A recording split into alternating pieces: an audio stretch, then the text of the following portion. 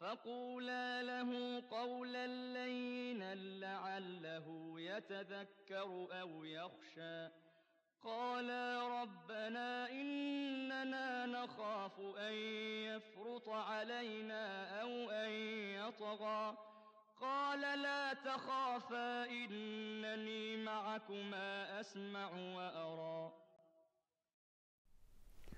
Bismillahirrahmanirrahim.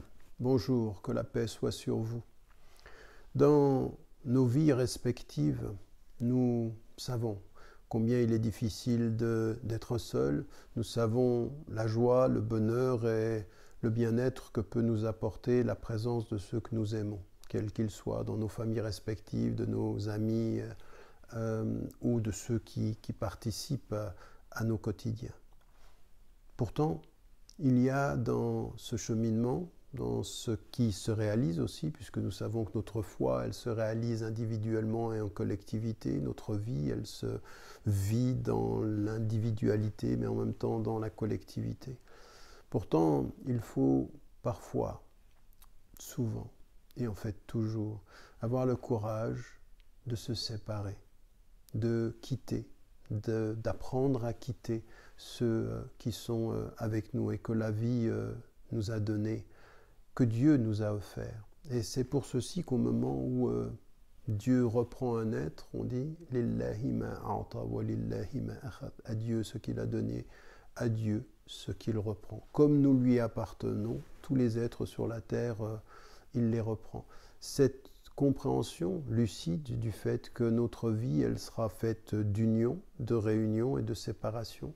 Le courage de la séparation, c'est d'abord une fois que l'on est avec sa femme et son mari, savoir que un jour les circonstances de la vie font que quelqu'un va partir, que la mort va prendre l'un ou que la mort va prendre l'autre, ou que même parfois avant la mort, il y a les réalités difficiles de la séparation.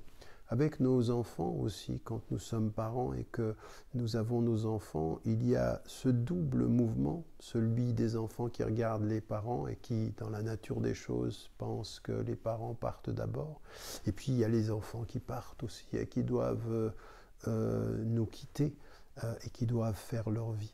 La vie est ainsi et ça demande beaucoup de courage de se préparer à cela, de savoir se réaliser par autrui, mais savoir qu'un jour, eh bien, il faut se réaliser par soi et que cette séparation sera aussi un moment particulier qui dira quelque chose de nous, qui dira quelque chose de notre confiance en Dieu.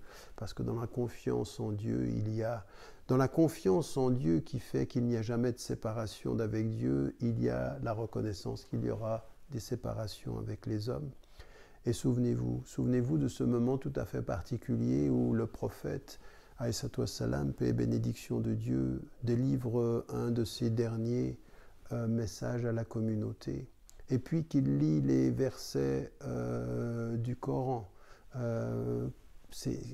où finalement il ne parle pas de lui.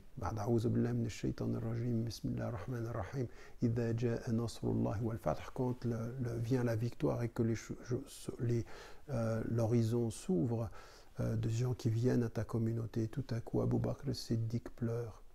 Il a compris que son ami, que le messager allait partir. Et au moment où il pleure, sa réponse est de dire « Je me sépare de toi dans la vie, mais sache que je vais à la rencontre de celui dont on ne se sépare jamais. Et c'est finalement là-bas que je t'attendrai.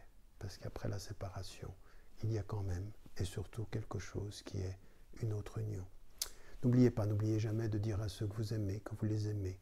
La vie est fragile. لا تخافا إنني معكما أسمع وأرى